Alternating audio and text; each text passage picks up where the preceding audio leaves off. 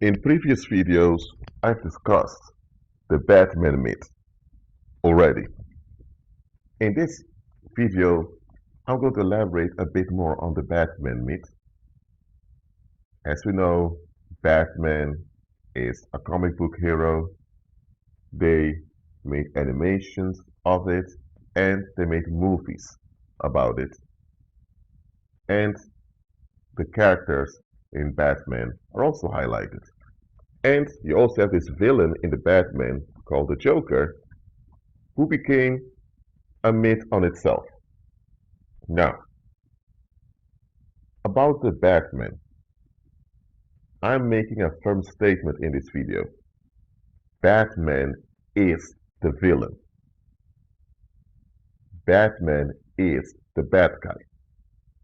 Batman is part of the problem. Oh wait, those are multiple statements. But I want to clarify all those statements. Let's look at the origin of Batman. Bruce Wayne, the son of a billionaire, who grew up in luxury and comfort, he went with his parents to, I believe it was a theater or a cinema. When they left the theater or cinema, or anyway, when they left that place, the parents were killed by a criminal. Bruce Wayne witnessed it. From that point on, he was an orphan. There was not much involvement from his family. It were the guardians that were left behind that took care of him. Now, as a grown man, Bruce Wayne was a billionaire. He inherited the riches and wealth from his parents. Bruce Wayne always perceived his father to be this honorable, hard-working man who earned his fortune. There is, however, one big problem with this. There are tens or maybe hundreds of millions of hard-working people out there, but they don't become billionaires, not even millionaires. What was so special about Bruce Wayne's father that he got so far? It was because of hard work. Bruce Wayne's father had connections, also with the criminal world, that helped him along. And Bruce Wayne, as a grown man, refuses to see this. He wants to hold on to the fairy tale that his father was an honorable, hard-working man who benefited the community. Even though even some of the guardians are telling Bruce Wayne, Bruce, your father was not who you think he was. It's time for you to face this. And that is true. It's one thing to withhold the facts from a 12 or 13-year-old who just lost his parents. But if that same boy, it's not a boy anymore, he's a grown man, he should process the past. Now, Bruce Wayne grew up privileged. And when he was a grown man and he realized that, and he had to face that the world wasn't as pleasant as he thought the world was, not pleasant in a sense as just as he thought the world was. Well, the world wasn't just anyway because his parents were killed. But anyway, Bruce Wayne, instead of facing the fact of how the world is and use his influence and his financial leverage to improve the world around him for a long term, he decided to escape. He wanted to preserve the quote-unquote legacy of his father as his good, hard-working man that became rich. So he does that. He continues with the fairy tale. But it's the fairy tale that covers up the dark reality of what goes on. So he enables the darkness. So he's part of the problem. Bruce also has psychological disorders. He's a playboy, loves to sleep around. Because, hey, he's the billionaire white guy. So, in a world of white supremacy, so he can get almost anything he wants. So he lives this loose lifestyle, which is lifestyle of pollution. He doesn't have an honorable character, but he escapes in the form of this character Batman. He puts on a suit He drives a special car, he uses certain technology, and he becomes this hero for the city. From time to time, he intervenes when criminals kind of become too public with what they're doing. Now, the people of the city, they perceive this Batman. They don't know who he is, they don't know where he's from, they just know that when things get out of hand, this character, Batman, called the Dark Knight, appears and frees them from whatever escalation goes on, from whatever escalation was going on. So, Batman only deals with the symptoms. He never goes to the root. And first of all, Batman, just a character, is Bruce Wayne. So Bruce Wayne is not even genuine. Why doesn't Bruce Wayne start an economic or political movement that seeks to change people's attitude? Now, we know that political solutions don't exist. And we know that worldlings often don't want to comply with justice. Nevertheless, if Bruce Wayne would have decided to start a movement to bring awareness to the public and to push people to become better human beings, that would have been more effective. But he knows very well that the public doesn't want to hear about solutions. He knows very well that his comfortable lifestyle would come in jeopardy if he would do that. So he escapes as this Batman figure, and he offers escapes to the public. Now, Bruce Wayne is so narcissistic that he even believes that the people really love him and care about him. But here's the problem with that thinking. The people don't know who you are. They think you are this supernatural being that comes to rescue them. So they love this supernatural figure that you're playing. They don't know that it's you, Bruce Wayne, that's doing all of that. So even if the people truly loved this Batman figure, the love is not going to Bruce Wayne. So Bruce Wayne thinking that people really care about him, it's absurd. So when you look at it all together, Bruce Wayne, or if you want to say Batman, is part of the problem. He keeps the pollution and the violence in the community going. He never addresses the root. Yet he provides the illusion that the people of the city are good people. And this is what made the Batman myth so popular.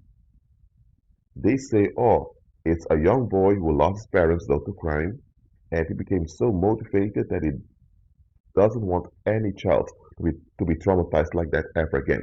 That's why he fights crime, to prevent children from being traumatized. And then would say, oh, that's quite honorable. He was a victim of criminals because he saw his parents getting killed. So now he wants to prevent trauma from happening to children. Okay, if that's the case, why doesn't the Batman go out there and either arrest or get or I won't say kill, that goes with the far, but why doesn't he deal with abusive parents or neglectful parents?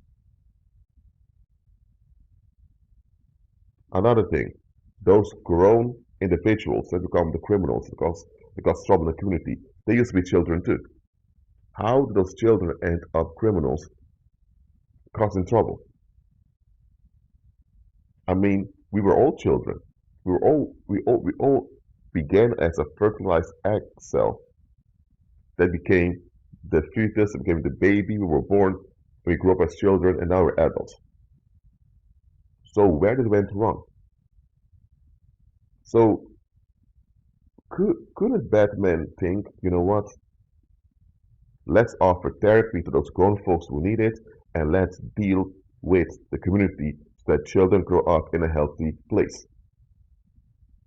But no, Batman's only fighting the symptoms when it already went wrong.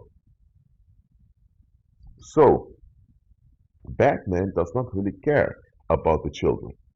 Because if he did, he would have shown the example by becoming a house, becoming a father himself, happily married, raising children in a healthy way as an example.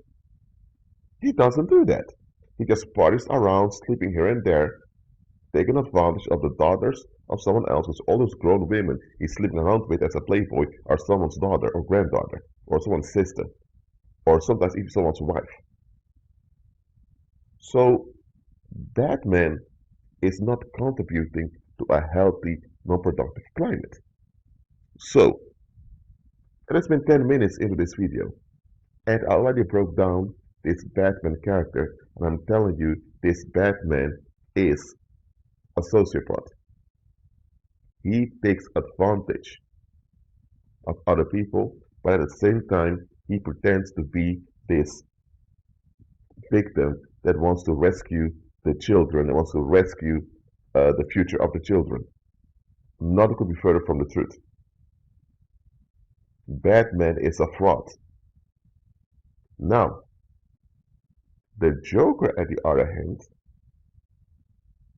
he was also dysfunctional while growing up. Bruce Wayne was dysfunctional because, well, his parents kind of fed him this illusion: if you work hard, you can get ahead in life, all of that. His parents were killed in front of him, so his own family abandoned him when his parents were killed, so he was victimized, he was neglected. Now, the Joker, he was also neglected. There's a difference. The Joker didn't have all that money around him and guardians look after him. So the Joker had to face the reality of what he was in. And as a grown man, the Joker saw that the only reason his upbringing was so hard was because people didn't intervene and people were perfectly fine with him being worse off than them. The Joker sees the reality for what it is. And his thing, instead of becoming bitter and want to take it out on everyone else, like happens to a lot of folks, the Joker decides, you know what, I'm going to deal with the grown folks who keep insisting on this bullshit. So he focused on the corrupt politicians, the grown folks that form gangs, to keep selling drugs to the people. He focused on the corrupt police officers who allow evildoers to get away. He focuses on the core of the problem and he deals with it.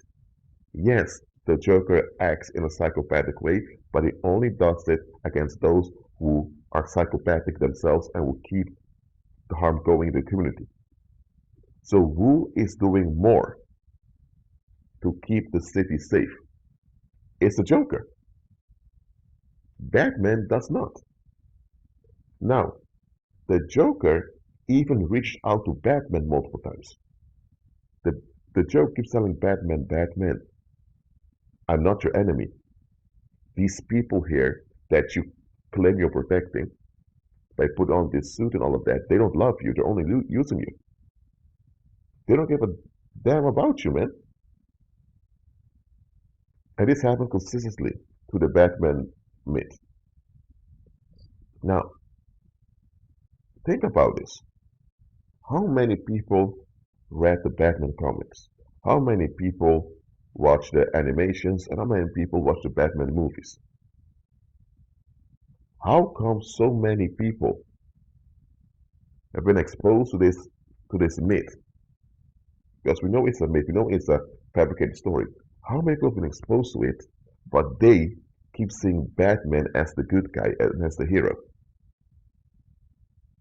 Let me tell you why.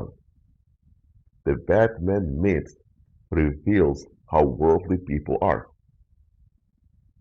Think about it. You have a grown man who's a billionaire, put on a suit as a bat. Why as a bat? A bat It's an animal that from time to time also drinks blood from other animals. So the bat is a vampire. So you have a grown man who's a billionaire putting on the suit as his vampire creature, and he goes on and fighting bad guys. And he associates himself with the night. And you never see his face, you don't know who he is. Come on, that's a bit absurd. That's quite absurd. But this shows you the masses want fraud. The masses do not want survivors of violence. Because survivors of violence will reveal there's something wrong with them. And the masses don't want this to happen. They don't want to have to look in the mirror and look at each other and admit we're the toxic ones over here. We're the ones lacking self-worth. We're the ones seeking compensation by sabotaging each other. We need to change. We need to be better. The masses don't want that.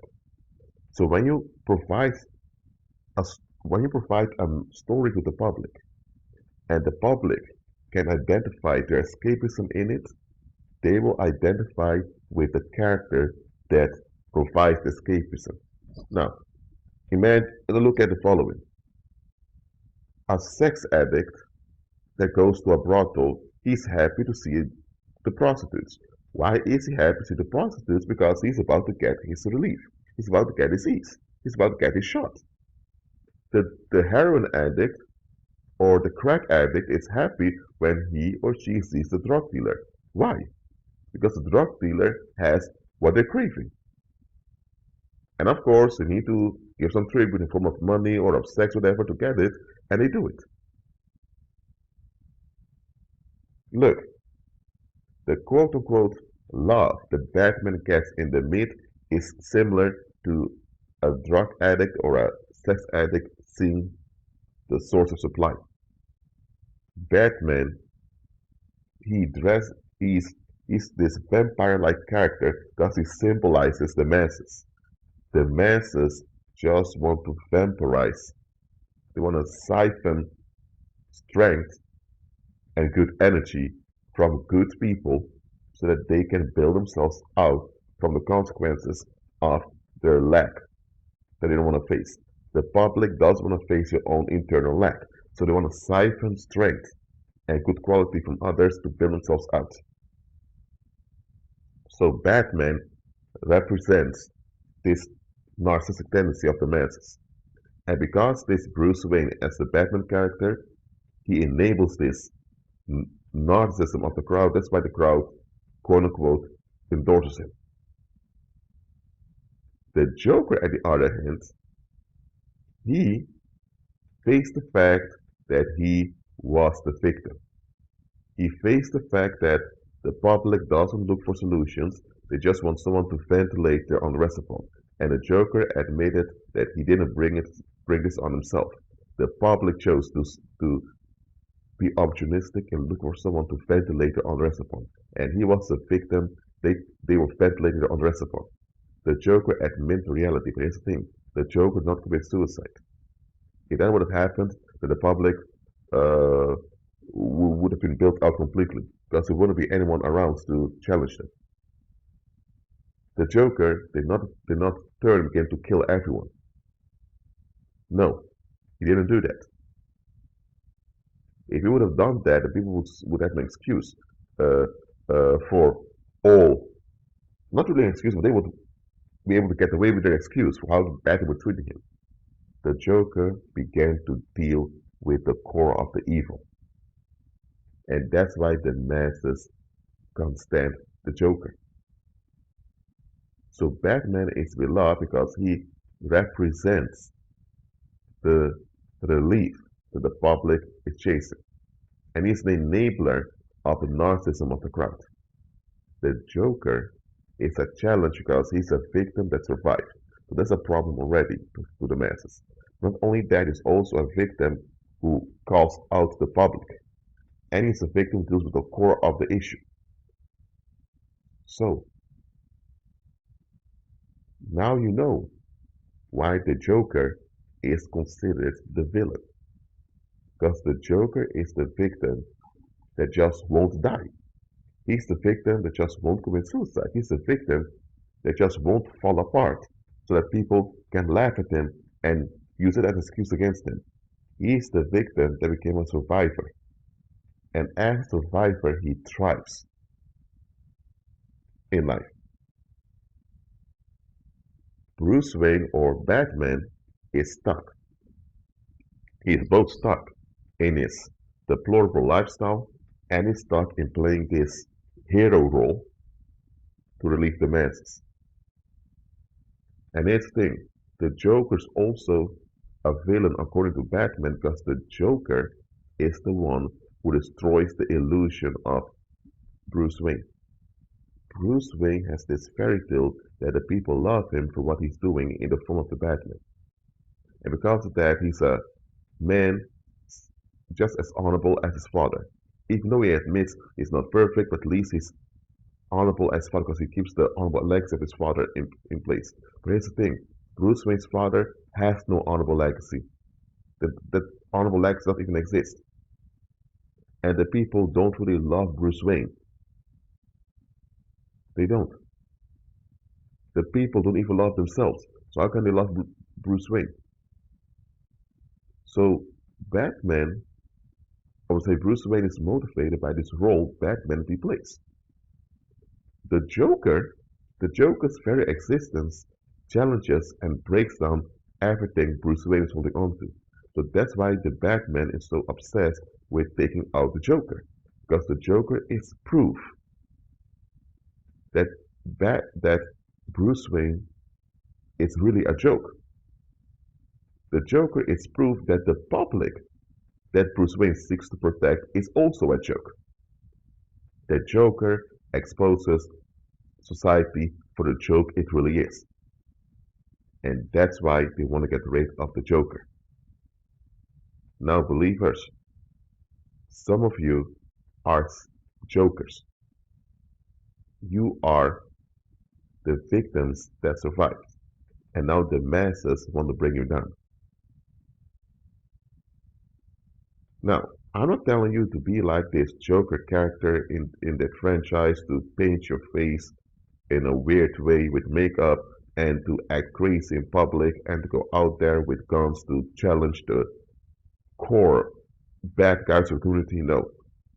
What I'm putting out to you is that society doesn't want to face its own negativity.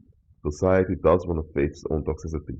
So they always will look for someone that's vulnerable and wounded enough for them to opportunistically victimize. If they stop doing it to you, they will look for someone else. That's just how it goes. It's like a mechanism. So, what I'm saying is, if you have to be inspired by a comic book figure, be inspired by the Joker, not by Batman. And by the way, apart from this whole Batman myth, look at daily life. The public just wants someone to give them ease. If you are the deliverer of the ease, you become their hero. Even if you are not heroic at all. But if you challenge the public to face their issues and to look for long-term solutions, you are made the villain. And you will have people obsessed that want to kill you. Just like in the Batman myth, Bruce Wayne in the form of Batman wants to get rid of the Joker. So, do not seek the praise of society because it's a trap. Society will only praise you when you're either a polite and easy victim, where they don't have to worry of you retaliating against them, or you have to be someone doing the dirty job for them,